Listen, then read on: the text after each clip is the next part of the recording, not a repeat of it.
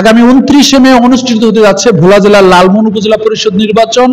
এই নির্বাচনে পুনরায় উপজেলা চেয়ারম্যান পদপ্রার্থী বর্তমান উপজেলা চেয়ারম্যান এই লালমোহনের মা ও মাটির সন্তান আপনাদের অত্যন্ত সুপরিচিত বীর মুক্তিযোদ্ধা অধ্যক্ষ গিয়াসউদ্দিন আহমেদ। আমরা তার সাথে কথা বলবো। কেমন আছেন? আমি আলহামদুলিল্লাহ, আল্লাহর রহমতে ভালো আছি। আপনি পুনরায় আবার চেয়ারম্যান পদপ্রার্থী, সারাটা কেমন পাচ্ছেন? আপনার উপজেলায় প্রায় 9টি ইউনিয়ন, একটি পৌরসভা রয়েছে। বিসমিল্লাহির রহমানির রহিম। জি, আমি বদরপুরে 4বার নির্বাচিত চেয়ারম্যান ছিলাম। 4বার মানুষ আমাকে ভোট দিয়েছে। উপজেলায় 2বার আমাকে মানুষ উপজেলার চেয়ারম্যান হিসেবে ভোট দিয়েছে। আমি চেষ্টা করেছি মানুষের সুখের দিনে দুঃখের দিনে তাদের পাশে দাঁড়ানোর।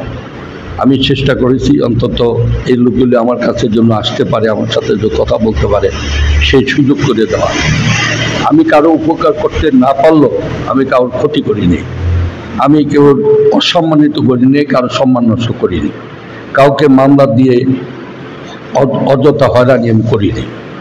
আমি সারা জীবন চেষ্টা করব মানুষ যেন আমার দ্বারা ক্ষতিগ্রস্ত না হয়, মানুষ যেন আমার দ্বারা উপকৃত হয়।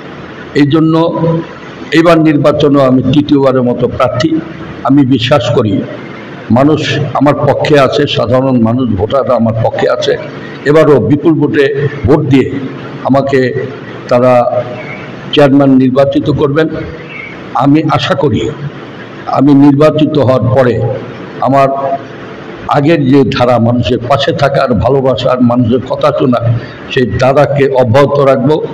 মাননীয় এমপি আলহাজ নুরুন নবী চৌধুরী শাওন যে উন্নয়ন করছেন, সে উন্নয়নে নিজেকে আমি তার অংশ হিসাবে কাজ করার, আমি আন্তরিকভাবে কাজ করার সিদ্ধান্ত আমি নিয়েছি।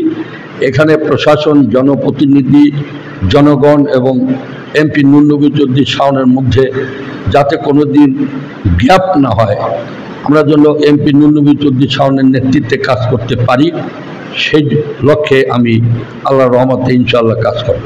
29 মে ভোট, মানে ভোটের দিনের জন্য ভোটারদের প্রতি কি বলতে চান? আমি সম্মানিত লালমোহনের আমার প্রিয় মুরব্বিয়ানগণ, আমার সম্মানিত মা বোনেরা, আপনারা দয়া করে ওই দিন ভোট কেন্দ্রে 29 তারিখ ভোট কেন্দ্রে উপস্থিত হয়ে আমাকে ভোট দিবেন।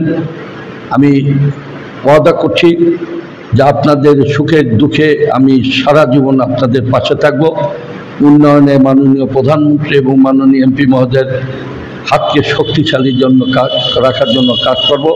মাননীয় প্রধানমন্ত্রীর স্মার্ট বাংলাদেশ বিনির্মাণে আমরা যে সৈনিক, তাদের বিনির্মাণে যে সৈনিক, তাদের সঠিক সৈনিক হিসেবে আমরা তৈরি করার জন্য কাজ করব। সবাইকে ধন্যবাদ। আসসালামু আলাইকুম। জয় বাংলা, জয় বঙ্গবন্ধু।